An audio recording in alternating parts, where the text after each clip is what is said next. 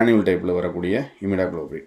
Imidacloprid இது போக வந்து எஸ்எல் லிக்விட் ஃபார்முலேஷன் வந்து 17.8% அப்படிங்கிற அளவில் வருது.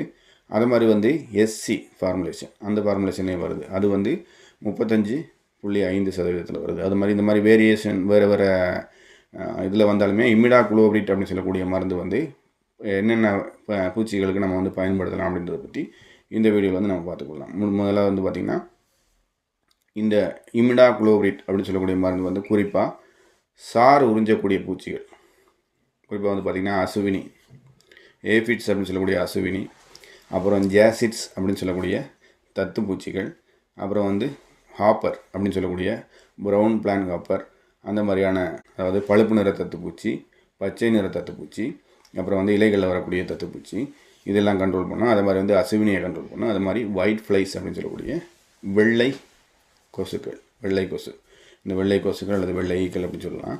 இதை வந்து கண்ட்ரோல் பண்ணுறதுக்கு இந்த இமிடாக்ளோபிரிட் யூஸ் பண்ணிக்கலாம்.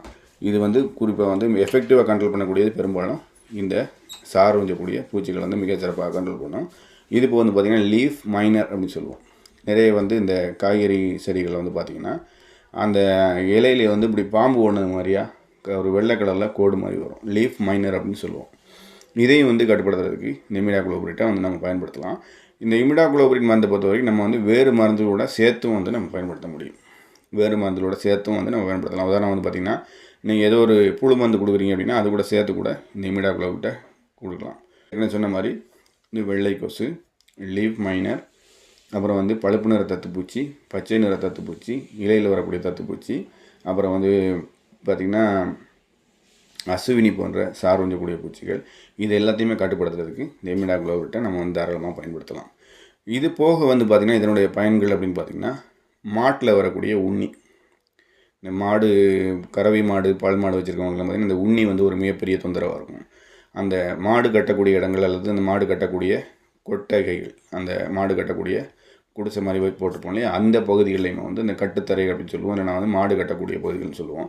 அந்த இடத்துல வந்து இந்த உண்ணிகளுடைய எண்ணிக்கை வந்து அதிகமாக இருக்கும். அதை கண்ட்ரோல் பண்ணுறதுக்கு நம்ம தாராளமாக இந்த இமிடாக்ளோபிரிட்டை வந்து நம்ம ஸ்ப்ரே மூலமாக தெளிக்கலாம். இது வந்து மிகச்சிறப்பாக இந்த உண்ணியை வந்து கட்டுப்படுத்தும், உண்ணியையும் கட்டுப்படுத்தும், அந்த மாதிரி இந்த வகையான சார் உறிஞ்சக்கூடிய பூச்சிகளையும் கட்டுப்படுத்தும். முக்கியமாக இந்த மாட்டு கொட்டகை, அதாவது மாடு கட்டக்கூடிய பகுதிகளில் நீங்கள் தெளிக்கிறீங்க அப்படின்னா வந்து கண்டிப்பாக வந்து மாட்டெல்லாம் வந்து வேறு பக்கம் அவுத்து கட்டிட்டு நம்மையே கட்டிட்டு அதுக்கப்புறம் வந்து நீங்கள் மாடு கட்டக்கூடிய பகுதிகளில் இந்த மருந்தை வந்து தெளிக்கலாம். மாட்டு இதுக்குள்ள வந்து கட்டுத்தரையெல்லாம் இது பண்ணும்போது மாட்டை வந்து வேறு இடத்துல மாற்றி கட்டிட்டு அல்லது வேறு இடத்துக்கு மாற்றிட்டு நம்ம வந்து இதை பயன்படுத்துறது ஸ்ப்ரே பண்ணுறது நல்லது. ஒரு நாள் விட்டு நீங்கள் பழையபடி வந்து மாட்டை அந்த